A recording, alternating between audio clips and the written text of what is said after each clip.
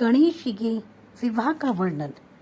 एक समय शिव और पार्वती ने अपने दोनों पुत्रों की बाल लीला देखकर बड़ा आनंद आता था। एक दिन शिव और शिवा दोनों एकांत में बैठकर विचार करने लगे कि हमारे दोनों पुत्र विवाह के योग्य हो गए हैं। जब ये बात गणेश और कार्तिकों के सामने आई तो उनके मन में भी विवाह की इच्छा उत्पन्न हो गई। वे दोनों पहले मैं विवाह करूंगा कहने लगे। उनकी बातें सुनकर माता पिता ने दोनों पुत्रों को बुलाया कि तुम दोनों हमें समान प्यारे हो, लेकिन हमारी एक शर्त है। जो इस शर्त को पूरा करेगा उसी का विवाह पहले किया जाएगा। दोनों पुत्रों ने कहा, आप हमें शर्त बताइए। तब शिवजी ने कहा, जो सारी पृथ्वी की परिक्रमा करके पहले जो लौटेगा उसी का विवाह पहले होगा।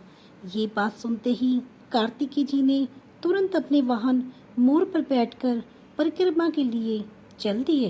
परंतु गणेश सोच विचार करने लगे। एक तो उनका वाहन मूषक, ऊपर से उनका भारी भरकम शरीर। फिर बुद्धि के स्वामी गणेश ने एक युक्ति निकाली।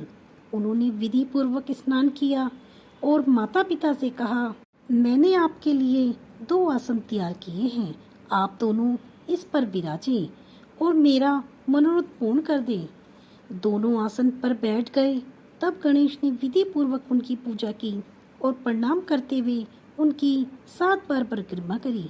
फिर स्तुति करके बोले, अब आप मेरा विवाह पहले कर दीजिए। तब शिव जी ने कहा, पुत्र, हमने पृथ्वी परिक्रमा की बात कही थी, तुमने तो एक ही जगह पर 7 चक्कर लगा दिए। बुद्धि विशारद गणेश जी ने कहा, माताजी और पिताजी, मैंने 7 बार पृथ्वी की परिक्रमा पूरी की है। तब पार्वती ने कहा, पुत्र, हमने समुद्र पर्यंत पृथ्वी की परिक्रमा कही थी, तूने तो हमें बिठाकर ही 7 चक्कर लगा लिए। तब गणेश जी पुनः बोले, वेदों और शास्त्रों में ऐसा प्रमाण मिलता है, जो पुत्र अपने माता पिता की पूजा करके उनकी प्रदक्षिणा करता है उसे पृथ्वी परिक्रमा का फल मिलता है। जो पुत्र अपने माता पिता की पूजा करके परिक्रमा करता है उसे पृथ्वी परिक्रमा का फल मिलता है, और जो पुत्र अपने माता पिता को छोड़कर तीर्थ यात्रा करता है वह माता पिता की हत्या से मिलने वाले फल का भागी होता है। क्योंकि पुत्र के लिए माता पिता की सरोज रज ही महान तीर्थ है। अगर आप वेद का यह प्रमाण असत्य कर दें तो मैंने परिक्रमा नहीं करी। यदि वेद शास्त्र सत्य है तो मैंने भैया से पहले पृथ्वी की परिक्रमा पूरी कर ली। इतना सुनकर माता पिता ने गणेश जी को गोदी में उठा लिया। फिर दोनों ने उनका माथा चूमा। तब शिव ने गणेश की प्रशंसा करते हुए कहा, पुत्र, तुम निर्मल बुद्धि से संपन्न हो, प्रकांड पंडित हो, तेरी बातें पूर्णतः सत्य हैं। जिसकी बुद्धि श्रेष्ठ होती है वह अंधकार में भी प्रकाश कर सकता है। बुद्धि के सागर गणेश, हम तुम्हारा विवाह विश्व रूप की दोनों पुत्रियों सिद्धि और बुद्धि के साथ करेंगे। फिर दोनों ने उनका विवाह करा दिया तथा उनके सिद्धि के गर्भ से क्षेम तथा बुद्धि के गर्भ से लाभ उत्पन्न हुए। उनकी एक पुत्री संतोषी हुई। जब पृथ्वी की परिक्रमा पूरी करके कार्तिक वापस आए तो उन्हें गणेश के विवाह का समाचार नारद जी से पता चला। तो वे अपने माता पिता से रुष्ट होकर क्रौंच पर्वत पर चली गई।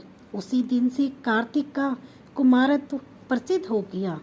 कार्तिक की पूर्णिमा को सभी देवता ऋषि कुमार का दर्शन करने के लिए क्रौंच पर्वत पर जाते हैं।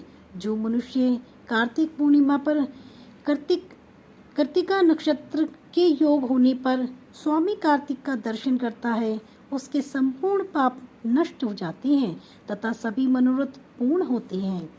स्कंद के विछोह से उमा को बहुत दुख हुआ। शिवजी से प्रार्थना करने पर तब शिवजी अपने एक अंश से उस पर्वत पर गए और सुखदायक मल्लिकार्जुन नामक ज्योतिर्लिंग के रूप में प्रतिष्ठित हो गए। अमावस के दिन शंभू कार्तिक से मिलने जाते हैं और पूर्णिमा पर